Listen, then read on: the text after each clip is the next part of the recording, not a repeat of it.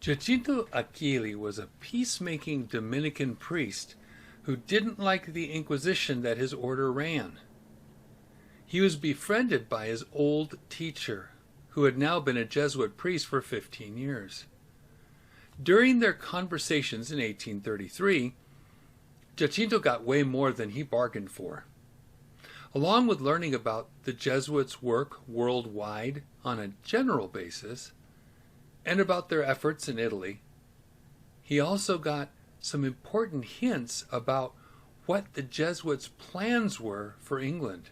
Hi, I'm David Daniels from Chick Publications. Giacinto's former instructor, now a Jesuit, wistfully spoke of where he would like to work. I'll give you excerpts of what he said.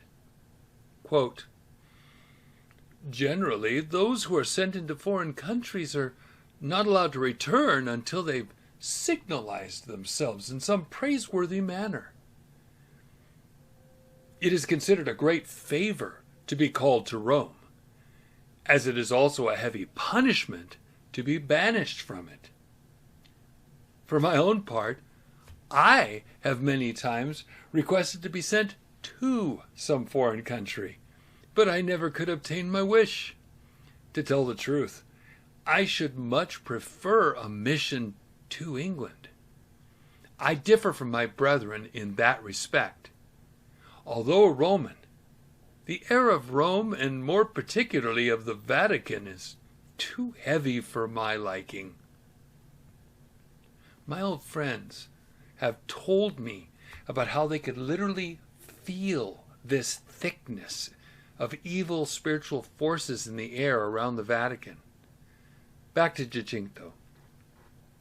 "But tell me," I asked, "what do the Jesuits do out of Italy? In France, for example, or in England? I do not suppose they employ themselves in the duty of education, the principal object of their foundation. For my part, I could never understand what business they could have, either in England or in the United States." "Still," replied he, "there are many in both those countries, and many more will follow. It is our desire and our hope to obtain the same influence in England that we have in Italy. Protestantism in that country already inclines greatly towards Catholicism, and will do so still more in proportion as the Jesuits gain ground there." Then Giacinto's Jesuit friend told him how Jesuits work in England. "Our success is much impeded by other priests and monks who in their ignorant fanaticism imprudently attack the Protestants, and thus only strengthen their opposition to the Church of Rome." Here's the difference between a Jesuit and other Catholic priests. We, on the other hand, have the art of introducing ourselves among them without exciting attention, consequently, without creating suspicion or alarm.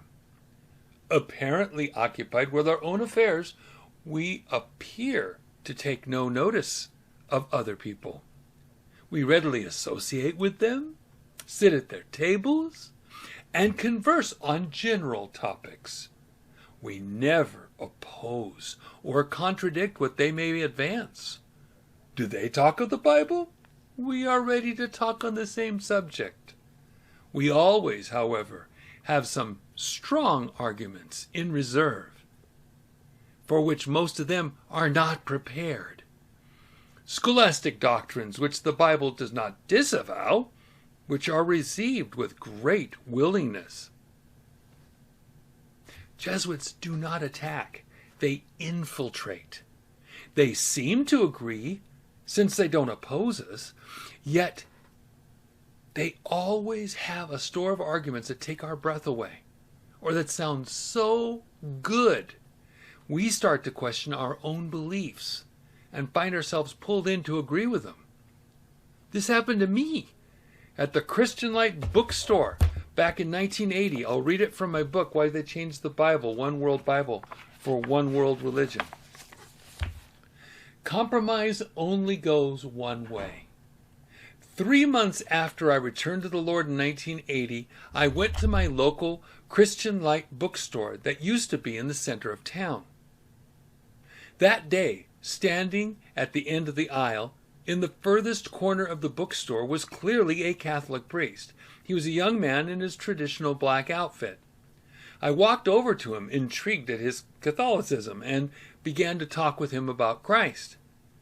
During the short talk, he said we must be willing to compromise on some things for fellowship between me and him.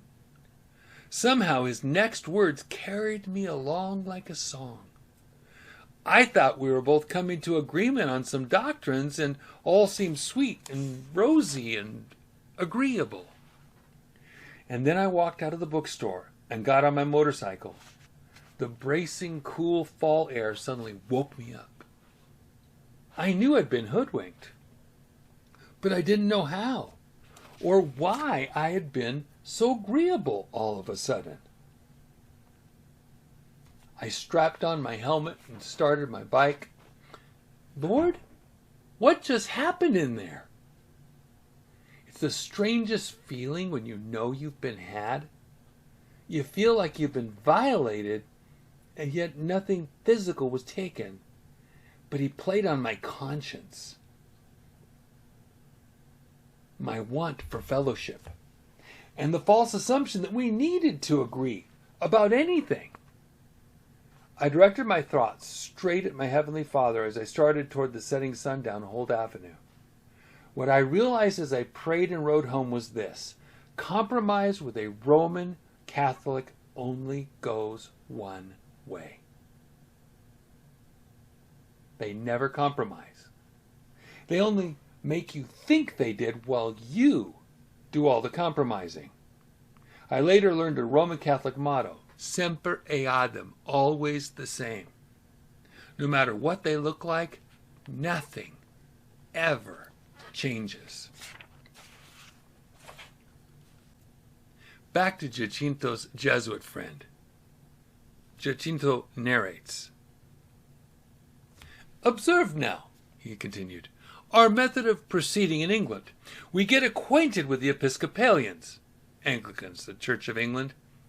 Our time would be lost with others, and while we praise their doctrines, we endeavor to show how near they are to our own.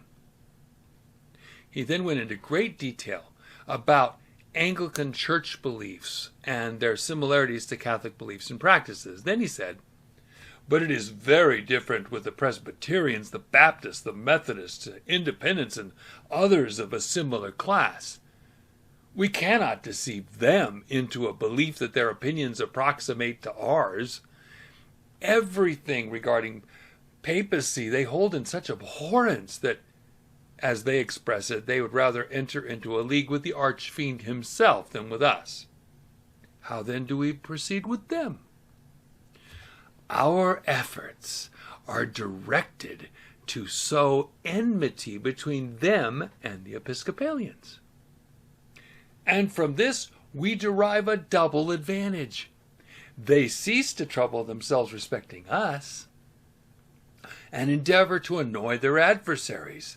Thus, from their mutual discord, we gain an increase of power. The plan is worthy of the Jesuits, I replied, but do you think it will succeed? Will they not ultimately become aware of your intentions? And may it not happen that all parties, Episcopalians, Presbyterians, Baptists, Dissenters, and others, may unite and direct their hostilities against yourselves? In that case, our mission would terminate, and it would no longer be possible for our church to maintain its establishments in that country. We must, to use the common phrase, shut up shop. But such a union is impossible. You might sooner expect the dog to be in friendship with a cat, the wolf and the lamb to feed together, or the fox and the goose to share the same repast, and than that these different sects should harmonize together. But this wasn't the only Jesuit to talk about casting his eyes on England. That brings me to another man who wasn't a Jesuit, yet he was counted as one. His name was Luigi. Luigi Francesco DeSanctis, who was privy to a lot of priests' private information. Here's his own self-summary. Sometimes an author in his introduction wrote about himself as if he were another person. That's called third-person writing. Quote, "He is by birth a Roman, and lived for 22 years in a community of priests affiliated by the Jesuits, with whom he was on the most friendly terms. For 15 years he filled the office of confessor, and for 8 years was the priest of one of the principal parishes of Rome. He stood high in the estimation of his ecclesiastical superiors, and was consequently entrusted with many secrets and missions of considerable delicacy." First, Luigi lived for 22 years with priests affiliated with the Jesuits. Second, he became friendly with them. Third, he listened to confessions for 15 of those years. Fourth, for 8 years, he was a priest in one of the main churches in Rome. Fifth, he was so esteemed that he was entrusted with secrets.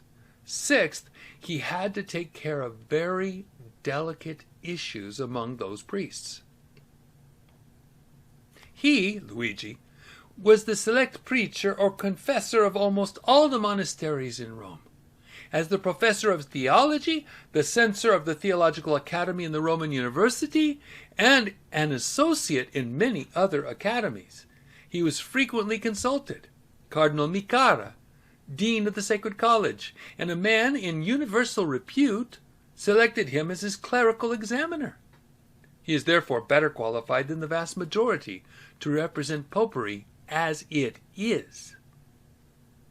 Luigi was a highly educated, sought-after, zealous Catholic. Priests, monks, and professors trusted and confided in him. He spent 3 years learning the Jesuits' exercises of St. Ignatius to grasp the deeper meaning of the Jesuit experience. In fact, he learned it so well that he got the attention of the Jesuit general Jan-Philippe Wertheim, who gave him his own special treatise on the exercises. Quote, "A work which I do not reserve," said he, "for the cardinals alone, but put into your hands also, since you are truly one of us." End quote. Remember Wertheim? That was the same Jesuit priest that Jacopo Leone spoke to and later heard secretly when Jacopo was training to be a Jesuit back in September of 1824. 5 years later, in 1829, Wertheim became the next superior general, which position he held until 1853. It's a pretty big thing when the Jesuit superior general says, "You are truly one of us." Luigi was one of the few non-Jesuits admitted to the inside world of the Society of Jesus. Luigi continued, "In explanation of his acquaintance with the Inquisition, the author may state that for 10 years he occupied the post of examiner, or theological censor, to the Holy Office. Nothing was kept secret from him. He visited the prisons frequently, received the denunciations, and other times heard the culprits' spontaneous confessions, and whole trials have been referred to his decision. What he has said of the Inquisition has been said from his own knowledge, and not on the authority of others." Luigi was talking about hearing the confessions of people who were imprisoned by the Inquisition and accused of crimes they likely didn't commit. But what was coming next was torture, so they usually confessed to just about anything. So Luigi truly saw the darker side to the Jesuits and other priests' dirty work. Such a man was Luigi Francesco DeSanctis. You couldn't fool him about what priests did in secret. You couldn't pull the wool over his eyes about how the Inquisition ran. He knew it all. And the Jesuits especially liked him, and they told him their secrets. When he finally left the Catholic religion, just like Alberto Rivera, he desperately wanted the Christians to know what really went on in the Catholic system and what was in store for them if the Catholics ever regained power. In 1852, DeSanctis published his book, Popery and Jesuitism at Rome in the 19th Century, with remarks on their influence in England in 20 letters. In short, he created fictional characters in order to tell about the historical fact. That's the same thing that Chick Publications does with the Crusader comic series. In this form, Luigi ultimately exposed the Jesuit order, showing how the Jesuit gradually became disillusioned with Jesuitism and Roman Catholicism, ultimately coming to faith in Christ. When you read his book, it looks like letters from Henri, a young Genovese Roman Catholic studying divinity in a Jesuit seminary in Rome, to his friend Eugene, a young Protestant in Geneva.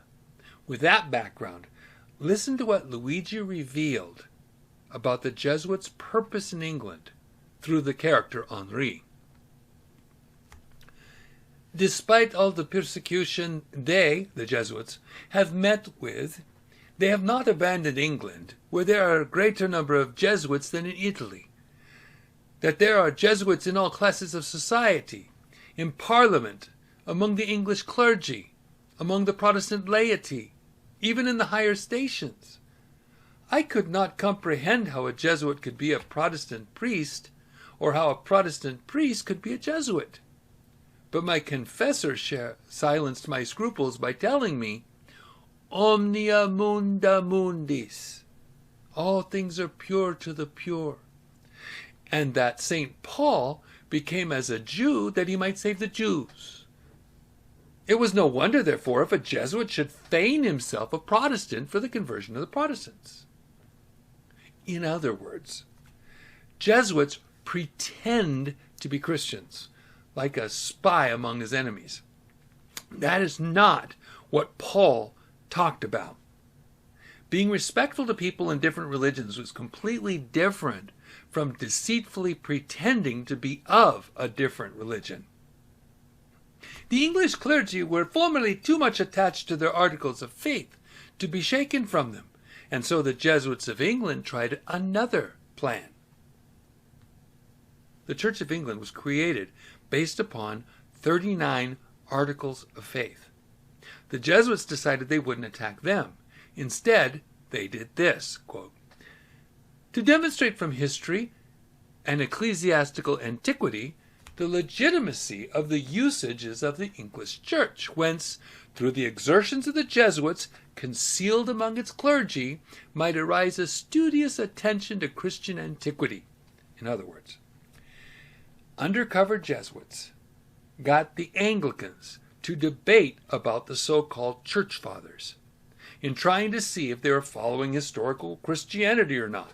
Luigi continued, this was designed to occupy the clergy in long, laborious, and abstruse investigation, and to alienate them from their Bibles. How did the Jesuits plan to turn England back to Rome? By getting the Christians so distracted about what early church writers thought and what it means that they totally forget about using and trusting their Bibles. Question: how do you destroy the people of the book? Answer: by getting the people away from the book.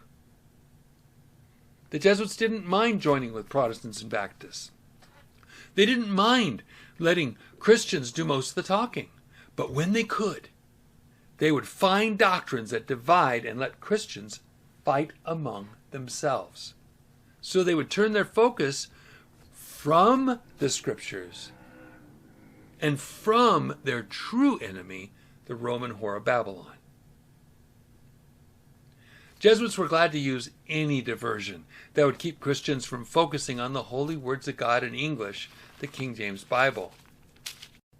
Next, I'll show you some of the connections between the Jesuit order and the Protestant Bible societies from about 1805 to the present.